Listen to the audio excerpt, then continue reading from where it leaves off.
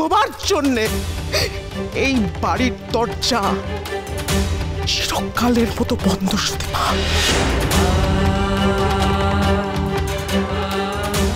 তুমি এই বাড়িতে থাকতে পারবে না, বেরিয়ে যাও।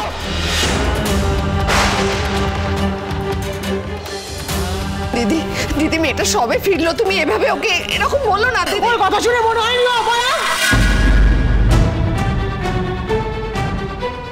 ও যেখানে যায় সেখানে সেখানে সর্বনাশ হয়। নিজের পরিবারটাকে শেষ করে এসেছে, এখন আমাদের পরিবারটাকে শেষ করে দিচ্ছে। আমি দেব না, আমি আমার পরিবারের আর কাউকে শেষ হতে দেব না। আমাকে কথা দেব, এই জন্মে তোর এই দাদার একটা মাত্র বোন ছাড়া কেউ থাকবে না, কেউ না। আমার কথা যেন কেউ কোনোদিনও না জানে।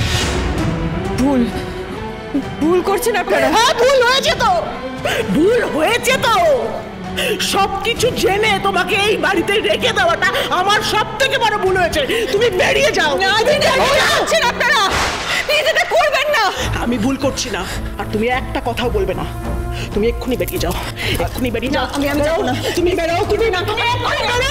আপনার হাত জোর করছি, প্লিজ এটা করবেন না। অনর্থ হয়ে যাবে, প্লিজ প্লিজ। আমি হাত জোর করছি, প্লিজ এটা করবেন না। শেষ করে দিয়েছে, এখন এসেছে তার কাজটাকে নষ্ট করতে। বড়মা, আমার কথাটা একবার শুনুন প্লিজ। এটা অনর্থ হয়ে যাবে। আমার কথা। একই কথা বারবার বলছো কেন? একই কথা বারবার বলছো কেন? জানো না, তুমি বেরিয়ে যাও। আমি তোমার মুখ দেখতে চাই না, আমি তোমার মুখ দেখতে চাই না। জেনে বুঝে এই ভুল আমি হতে দেব না, আর এই ভুলটা আপনাকেও করতে দেব না। আমার কথা শুনতে হবে আপনাকে। তুমি বেরোবে, আমি তোমাকে শেষবারের মতো বলছি, তুমি বেরোবে। না, আমি বেরোবো না, এই কাজ হবে না। কি করছেন? আপনি উঠুন, এই কাজ হবে না। কি করছেন? এটা করো না, করে কেউ শুনছে না। আমার কথা শুনে প্লিজ ওকে ছেড়ে দিন। একা ওর কপালের দোষ দিয়ে আপনি কেন? তুমি চুপ করবে, চুপ করবে। তোমার লজ্জা নেই? তুমি এখন ওর হয়ে কথা বলছো। বেয়াদব মেয়ে একটা। দিদি তুমি ভুল করছো, মাথাটা ঠান্ডা করো। এই খবরদার ইন্দিরা, খবরদার, আমি ভুল করি না। একটা কথাও বলবে না, আর এরপর যদি আর একটা কথাও বলেছো, ওই মেয়েটার সঙ্গে তোমাকে আমি এই বাড়ি থেকে বের করে দেব। একদম চুপ হয়ে তুমি বেরিয়ে যাও। আমার কথাটা বেরিয়ে যাও, সরো সরো। আমার ঈশ্বর জানে সত্যিটা কি। আমি যে কথা দিয়েছি, চোখের সামনে সবটা দেখেও কিছু বলতে পারছি না। এই কোন পরীক্ষা নিচ্ছ ভগবান? আমার কথা বিশ্বাস করুন বড়মা, দরকার পড়লে আপনি আমার সঙ্গে চলুন। এই তুমি শুনতে পেলে না বৌদি কি বললো? তুমি শান্ত হয়ে যাও আর এখান থেকে চলে যাও এখন। এইভাবে সিন ক্রিয়েট করো না, এটা একটা শোকের বাড়ি। ভুল হচ্ছে, আমার কথাটা একবার বিশ্বাস করুন প্লিজ। সুদীপা, আপনি একটু শান্ত হন, এখন এরকম করবেন না। বুঝতেই তো পারছেন কারোর মাথা ঠিক নেই। আপনারা বুঝতে পারছেন না, এটা খুব বড় একটা ভুল হচ্ছে। ভুল হচ্ছে বললে হবে না সুদীপা। কি ভুল, কেন ভুল, সেটা তো বলতে হবে। বলুন বলুন না কি ভুল হচ্ছে। আমি ওর সাথে এত কথা বলার কি আছে আদিত্য? আমি তো বললাম যে আমি আর ওর মুখ দেখবো না। আজকে একটা ইস্পার হবে। এই তুমি বেরিয়ে যাও। দাঁড়াও বড় মা।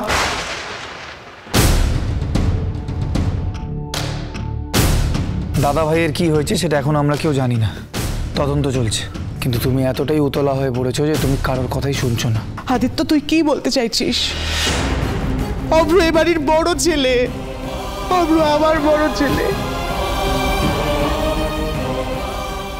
অভ্র আজকে নেই,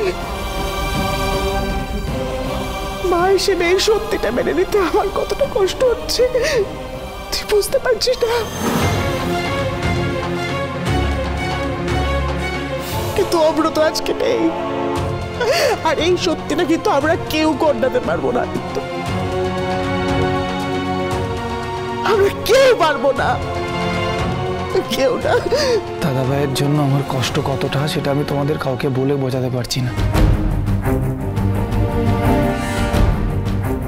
তোমার যেটা ইচ্ছা হচ্ছে বড় মা, তুমি সেটা করছো।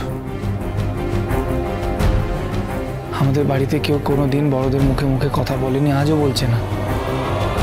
আমিও তোমাকে কিছু করতে বারণ করছি না বড় মা, কিন্তু সুদীপার বাবাকে মৃত্যুর আগে আমি কথা দিয়েছিলাম যে ওর সব দায়িত্ব আমার। আমি ওকে বিয়ে করেছি বড় মা, সুতরাং এই বাড়ি থেকে যদি ওকে বেরিয়ে যেতে হয় তাহলে আমি এই বাড়িতে থাকবো না।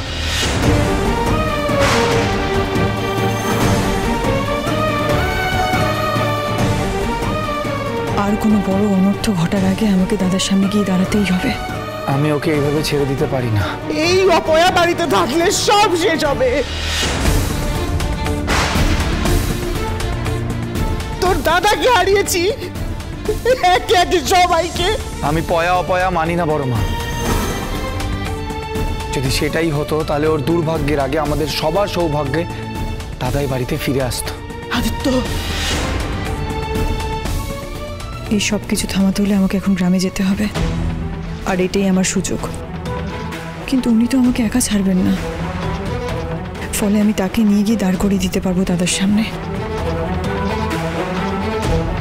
সুদীপা, সুদীপা, সুদীপা! আদিত্য, আদিত্য, মেয়েটা বেরিয়ে গেল, যাও সাথে। বেরিয়ে যাক, আপদ বিদায় হয়েছে। তোমার কাছে আপদ মনে হলেও আমার দায়িত্ব বড় মা। আমি ওকে এইভাবে পথে ভাসিয়ে দিতে পারবো না।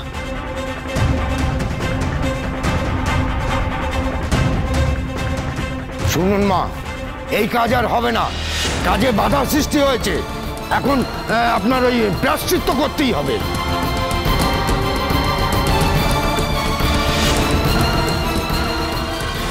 দিদিমণি, দিদিমণি গো, তুমি কেন সত্যি কথাটা বলে দিলে না? পিসি, আমি দাদাকে কথা দিয়েছি, আমি এই কথাগুলো ভাঙতে পারবো না। তাকে না জানি এই কথাটা বলতে পারি না। কিন্তু উনি যে তোমাকে কত খারাপ খারাপ কথা বললেন। বলুক, তার জন্য যদি আমাকে শাস্তি পেতে হয় আমি পেতে রাজি আছি। কিন্তু শুধু আমি একা নয়, অন্য একজনও আছে যে বিনা অপরাধে শাস্তি পাবে, সেটা আমি হতে দেব না। অটো, পিসি এসো।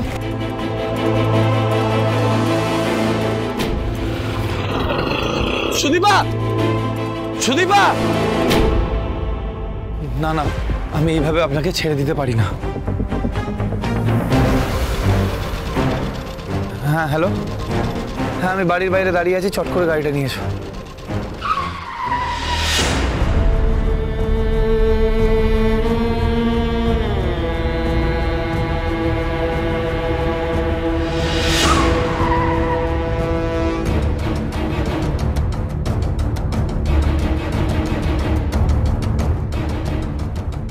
হ্যালো,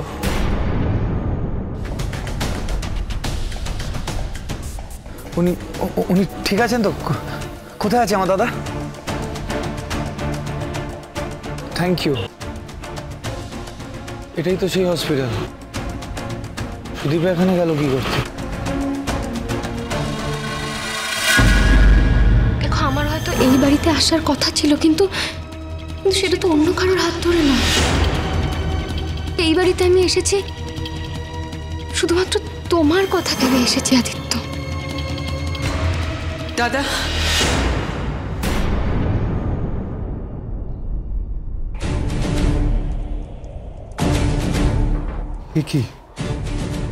এই কি হয়েছে তোর?